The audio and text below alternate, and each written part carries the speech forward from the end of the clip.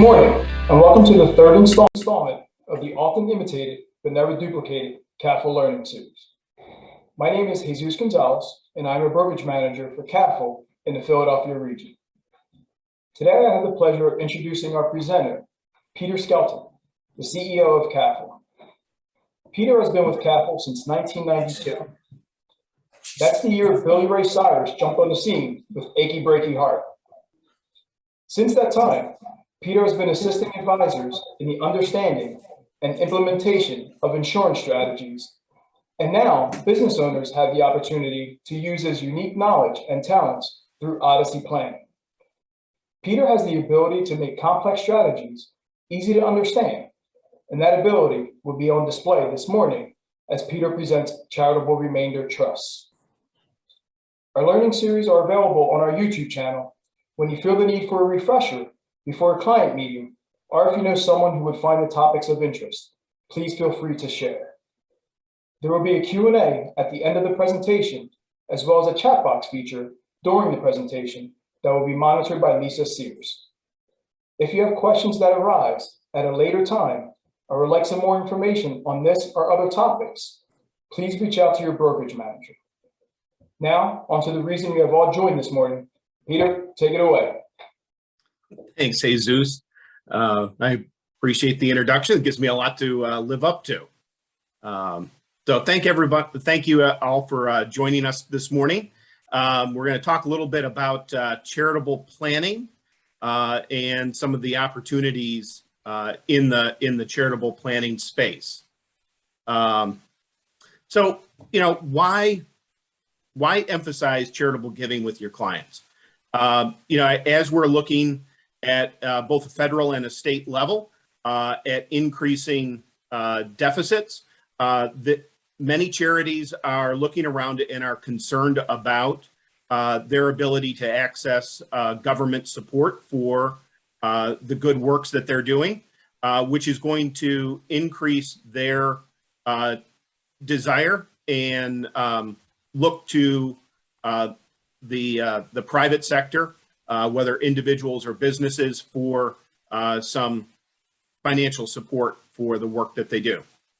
On an individual level, there is, as we're looking at some of the proposals that are coming out of the House Ways and Means Committee, looking at increased taxes, it's going to mean that your clients are going to be looking for increased opportunities to do some planning, to increase their deductions, reduce their tax liabilities, especially as we're looking at what happened with the Secure Act, with IRA money, and some of the proposals that are out there with the Secure Act 2.0. Beyond just financial issues, though, your clients have life goals, and they want to achieve those. And oftentimes those involve the works that a charity is doing and your client's affinity for those, and being able to help further those goals through that charity and supporting them is a big part of what your client would like to achieve. And for clients who have achieved wealth, they want to share the benefits of giving with their children. Involving their children in the planning aspect can be an important aspect to your client about the importance of giving and the benefits for both themselves and to others. So let's talk first about using outright gifts using life insurance. So for your client that is financially supporting on an annual basis a certain charity, why consider using life insurance to support that charity? First, it's great leverage. So your client that's giving $5,000 or $10,000 a year to that charity can leverage that through the death benefit and multiply the value of the contributions that they're making. It also allows them to protect their legacy from premature death. So that $10,000 annual premium might be able to purchase $250,000, $350,000 worth of death benefit. So in the event that they die prematurely, they are able to see their life goal of supporting that charity accomplished through the benefit. And rather than leaving money in their will, which then becomes part of their probatable estate, becomes part of the disclosure process, purchasing life insurance that is owned by that charity with the charity as the beneficiary avoids the probate process and is going to distribute those funds directly to the charity without having to go through probate. So oftentimes when we're looking at charitable giving, the question comes up, what's an appropriate amount of insurance to leave that charity? The first part from an underwriting perspective is there needs to be an established relationship with that charity. So, if your client has not given to that charity before, it is going to present some challenges in underwriting to get that policy through because there's no connection with that charity. And then what is their pattern of giving? So from an underwriting perspective, we use a multiple of 20 times or a 20 times factor. So we look at what is their annual gift.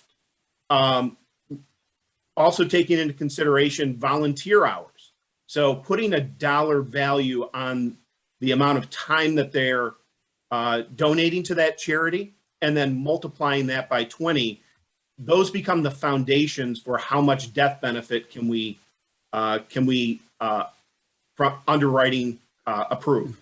When we look at volunteer hours, we need to be using a reasonable rate. So if we have an attorney that bills at $350 an hour and the charity that they want to benefit is Habitat for Humanity, so when they're donating their time as a volunteer, they're hanging sheetrock, we really can't use the $350 an hour value from underwriting purposes. So we need to attach an hourly rate based upon the volunteer work that they are doing from that perspective.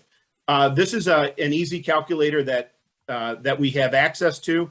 Any of the externals or internals have access to this, and so we can actually work with you and your client to put a numeric value on what type of death benefit an insurance carrier would approve for a gift of life insurance. So as we kind of move on to clients that have more wealth, are looking for some more sophisticated planning, we enter into the charitable planning with trust space. And there's really two different types. There's charitable remainder trusts and charitable lead trusts. And we're going to talk a little bit about both types and where one might be appropriate to achieve some of your clients' goals than another. So a charitable remainder trust, there will be a trust that is created. Your client is going to put assets into that trust. They are going to receive back income for either their lifetime, joint lifetime, so their lifetime and their spouse, or for a certain period of years. At the end of that time period, that remainder interest of that asset will then go to the charity. The charitable deduction is going to be based on what that remainder value is expected to be for the charity. So, and we'll get into this when we have a couple of examples, it becomes a little bit of a seesaw. The more income your client needs or wants, the less of a deduction. The more of a deduction that they want to have, the less income can come out of that asset. So that gives you quite a bit of flexibility in your planning to utilize the remainder trust to achieve your client's goals. There are two different types of annuities. There is a CRAT, which is a charitable remainder annuity trust, which is a set income that will be paid out of that asset to your client or the income beneficiary every year, regardless of how the asset performs from an investment perspective. And then there is a charitable remainder unitrust or CRUT. That is going to pay out a set percentage of the asset. And if the investment performance of that asset does well, the asset is going to grow. And so therefore the income for the client will grow. Conversely, if the investment performance is poor and the asset value decreases, the income flowing out to your client will be less than the previous year. So as we compare the two, the CRAT, again, as we just talked about, is going to pay a fixed annual payment to the donor. The CRUT is going to be a variable based upon the performance of the underlying asset. Now, the payment going back to the CRAT, and again, this goes back to the flexibility in your planning with your client. The income payment going back to the donor has to be at least 5% and no greater than 50. So there's quite a bit of leeway that's in there. The same is true of the CRUT. So if we put in $1 million, the income that flows back to your client can be no less than 5% of the $1 million. The CRAT, the trust property, is valued only once. The CRUT, the trust property, is valued annually. Again, that's because that variable income factor on the CRUT. The CRAT payments are not adjusted. So if we're going to receive $250,000 out of that annuity on an annual basis, it will always be $250,000, regardless of if the asset is performing well or not. The CRUT payments are going to be set at a certain percentage. However, if the asset does well, the income is going to grow, increase as it goes back to the donor. This becomes the next feature becomes very important. The CRAT, again, because it is a set payment going back to the donor, cannot allow for additional contributions. The CRUT, on the other hand, can allow for additional contributions. So if you are working with a client who has a certain amount of money that they would like to contribute, they would like to keep the door open to make additional contributions to that same trust, then we want to focus in on the CRUT because we can make those additional contributions. Now, in order to get the deduction, there are several tests that actuarially we have to go through. With the CRAT, there are two tests. First, it's there must be at least 10% of the asset value left at the end of the time period to go to the charity. And there must be at least a 5% probability that the asset will not be completely depleted at the end of that time period. So, and we'll get into this with an example with where current interest rates are today. If you have younger clients and are looking at lifetime income back from that remainder trust, it is very likely that it will not pass that 5% test because actuarially, it is expected that that trust would have had to have paid back more money than what was donated back as income, and it would fail the test and it would not be allowed as a CRAT. So with those younger people, you would oftentimes have to then look at a period certain rather than lifetime income. The CRUT is a little bit easier. There's only the one test, which is that it is expected that 10% of what is donated initially will be left to the charity. So, okay, now that we've got these two different types of remainder trust, how do we value the assets that we put in there? So, cash is going to be valued at fair market, at the entire gift, whatever, that's easy.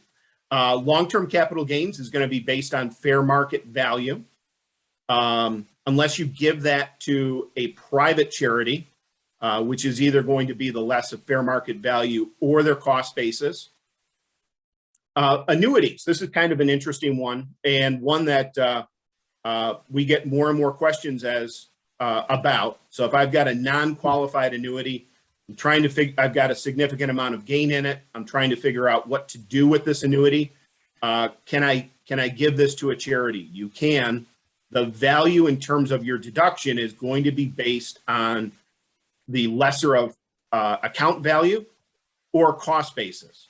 The reasoning with that is that all of that deferred gain you've never paid tax on, so therefore you cannot take a deduction on money that you have not paid tax on. So your deduction would be based on your cost basis. Fair market value for real estate and non-publicly traded stock, that is going to be based on a valuation by an accredited valuation. So either a real estate valuation expert or a business valuation expert. So the client is going to have to pay for that valuation prior to donating the asset. And life insurance is going to be based on either the lesser of cash value, fair market value, or their cost basis. Again, the same reasoning as the annuity. How much of a deduction that we get also gets factored in as to who are we going to be leaving this money to? Are we going to be leaving this to a public or a private charity? So if we donate cash to a public charity, we are going to get a deduction, and on an annual basis, we can deduct that up to 60% of the individual's adjusted gross income. Leaving that same amount of money to a private charity, we are going to get the same deduction, but on any given year, that deduction will be capped at 30% of the individual's adjusted gross income. So as you are doing tax planning with your client, being mindful of who is going to be the charitable beneficiary, are they public or private, is going to be a significant factor, and working with the client CPA will help to figure out what type of deduction do they qualify for. Just one other note. So with this being capped, there is a carry over for up to 5 years. So again, so if you did not utilize your full deduction, you were capped at the AGI limits. The following year, you can utilize that remaining deduction up to these same limits. Taxation of income. So your client's going to receive a deduction. The charity, when they sell the asset, the taxation doesn't change from if the individual owned it. So if we've got an asset and we sell it, we incur ordinary income, capital gains, and cost basis. The way that that is allocated is that it comes out most highly taxed or least favorable first. So ordinary income would be paid out first, then capital gains, then cost basis. And that actually works out well from a tax planning perspective, because we're going to be getting our deduction in the early years, which is when we are going to be incurring the income with the highest tax. So they should offset each other. And as the payouts continue, they should have a decreasing tax liability. So some of the assets to consider for a charitable remainder trust, certainly IRA, with the Secure Act, being able to stretch IRA payments to most beneficiaries is not possible. The charitable remainder trust can be a substitute for a stretch IRA. Your client leaves the charity and makes their children as the income beneficiaries with a lifetime income, especially under a CRUT scenario where you are going to continue to manage that IRA. If that grows above what the percentage payout is going to the kids, the children are going to have an increasing income stream over their lifetimes. And then that remainder interest would then go to the charity. Concentrated stock positions. So with the performance of the equity markets, many of your clients may be heavy in one particular stock. And they're looking to try to find ways to diversify their portfolio. But when they start looking at what the tax consequences are of selling some of those stocks, it becomes a disincentive for them to do that. The charitable remainder trust can be a way that they can donate that stock. The charity can sell the stock. The clients can receive a deduction and a stream of income coming back that you can then allocate into the portfolio to create a more diverse portfolio. So those are two assets that, as you're thinking about your clients, that these might be good planning opportunities for. Assets not to use with a CRUT. So if you have property that is debt financed, we do not want to use a charitable remainder trust. What ends up happening is that debt essentially becomes considered income and is subject to an excise tax.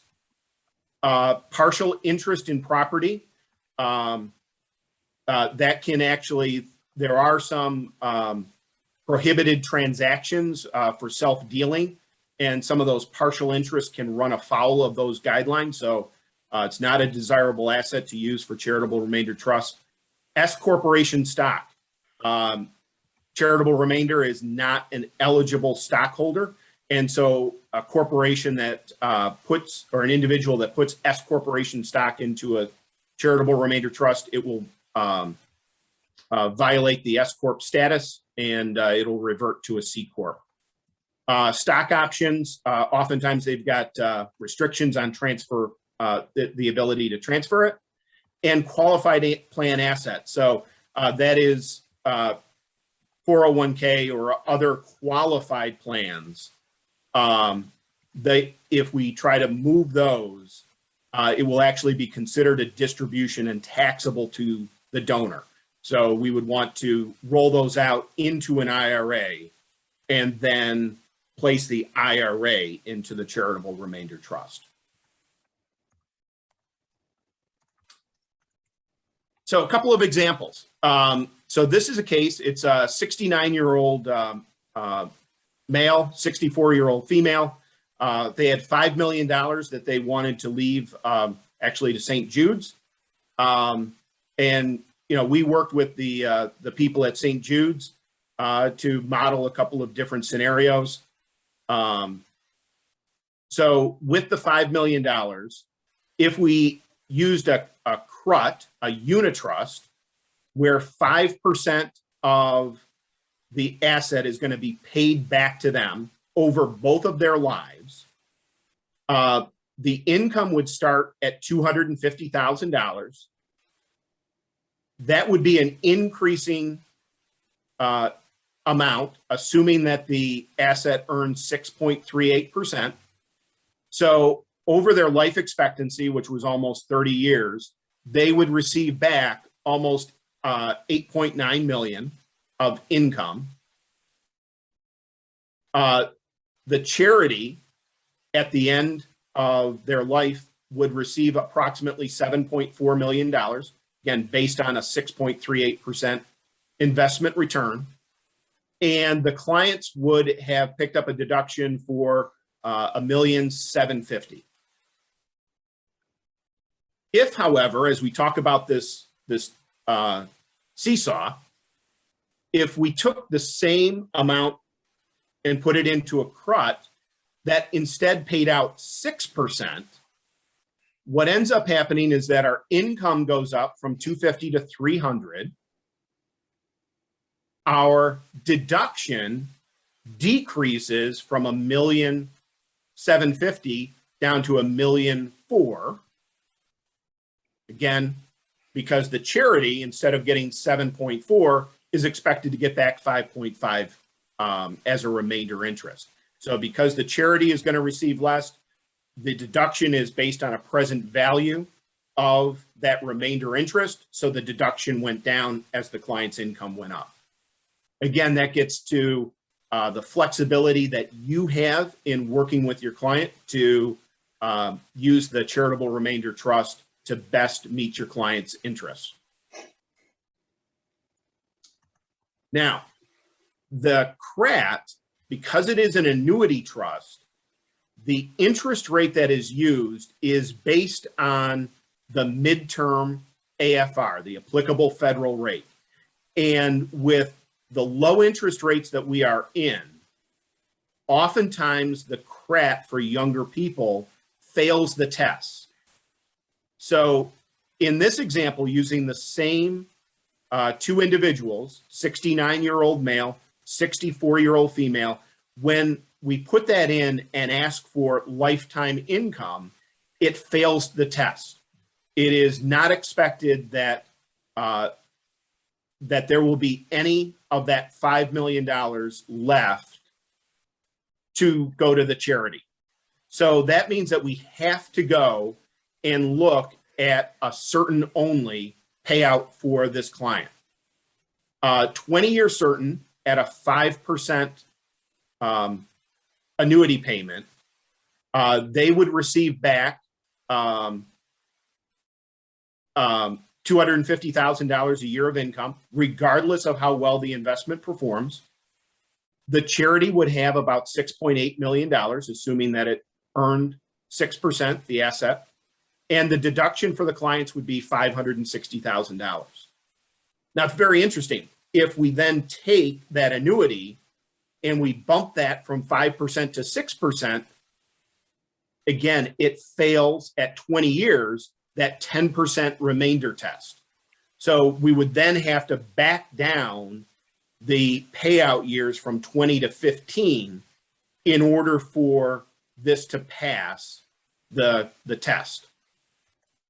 So right now, because of the low interest rate environment, CRATs really are not very attractive. So most of the planning is going to focus in on the unitrusts. So let's talk a little bit about charitable lead trusts. So in my opinion, the charitable remainder trusts are kind of like that's the one that gets all the attention. Everyone talks about CRTs. I think that there is tremendous opportunity, especially today, to be talking to your clients about charitable lead trusts. So a charitable lead trust is the exact opposite of a remainder trust. Remainder trust, your donor is going to get income, and then whatever's left over goes to the charity. With a charitable lead trust, your client is going to donate assets to a trust. The charity is going to receive income for either a period of years or for a lifetime.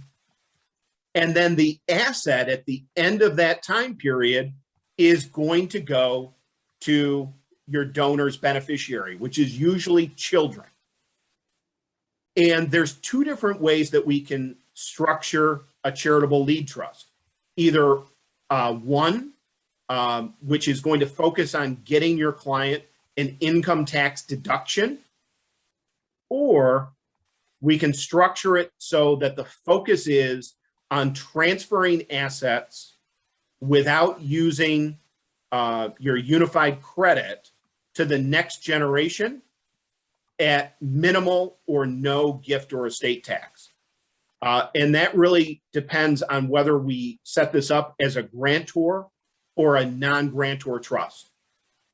Grantor trust, as we talked about in our last series with the intentionally defective grantor trust, means that it is defective in terms of the donor or the grantor is going to pay income tax on the assets in the trust.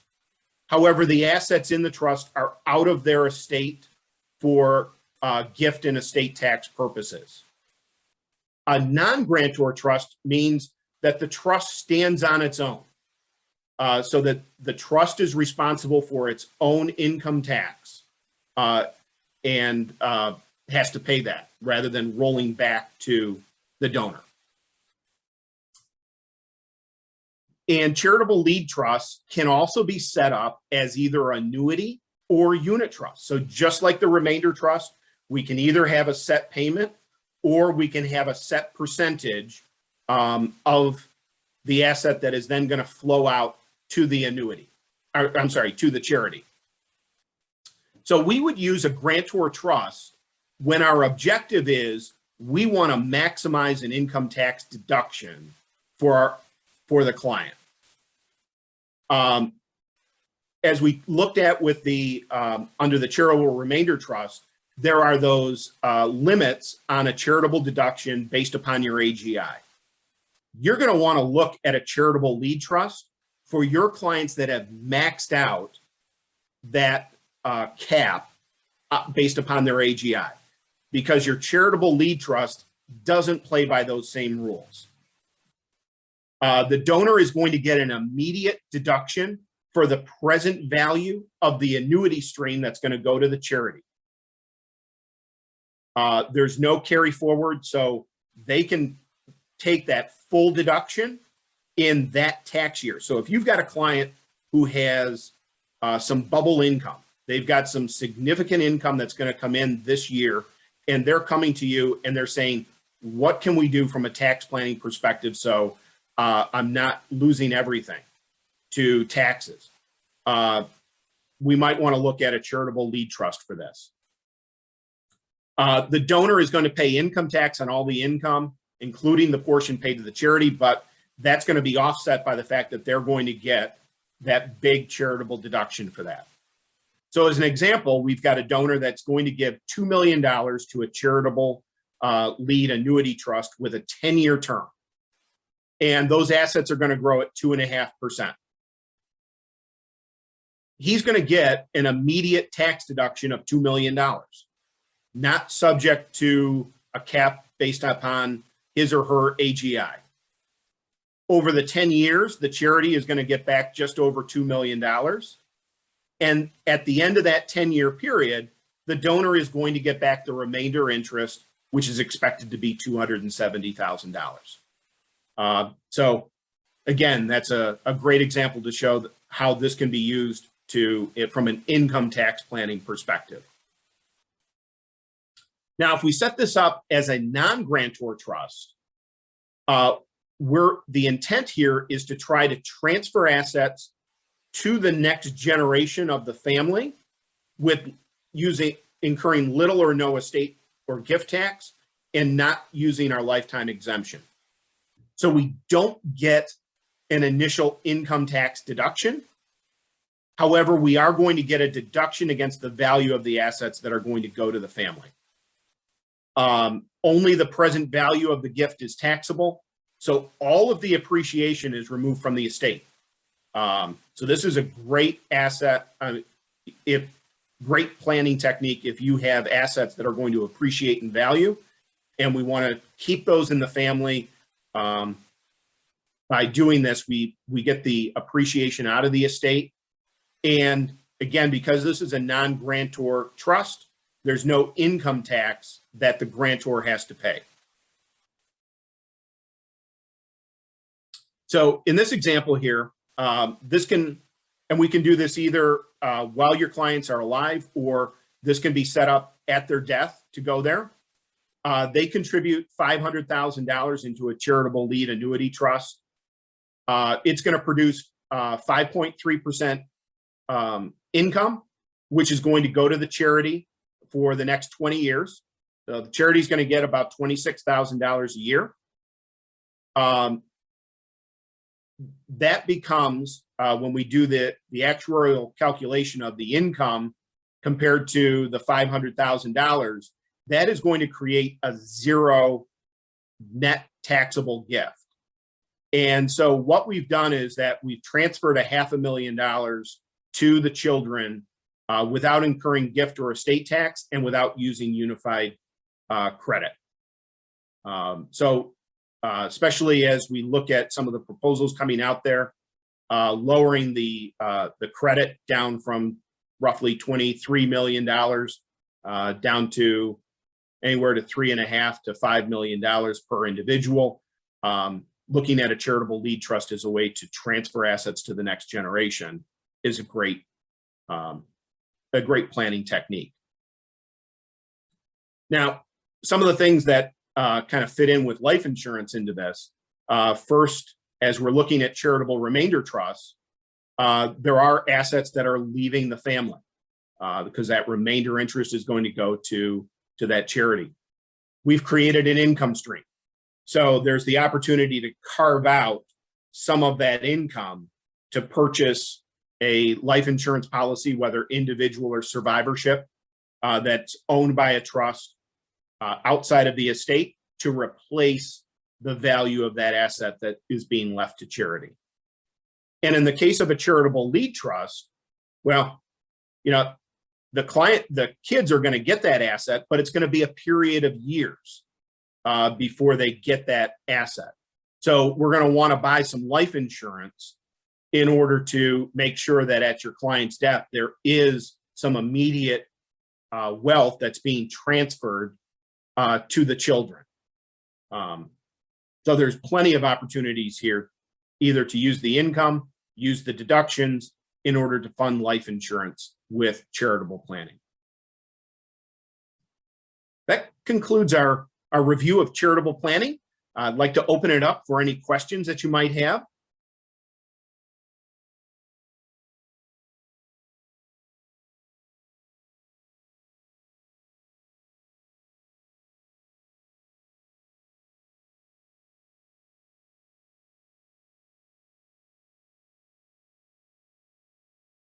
Great. Well, thank you very much for your time. If you do have any questions that come up after this, after we conclude here today, please feel free to reach out to any of us on the marketing team. We'll be happy to get your questions answered. And as Jesus mentioned, this has been recorded, so this will be available for your review at your convenience. So thank you very much. And look for our next installment of the CAFL educational series. Thanks, Peter. Thanks, Peter. Thanks, Peter. Bye.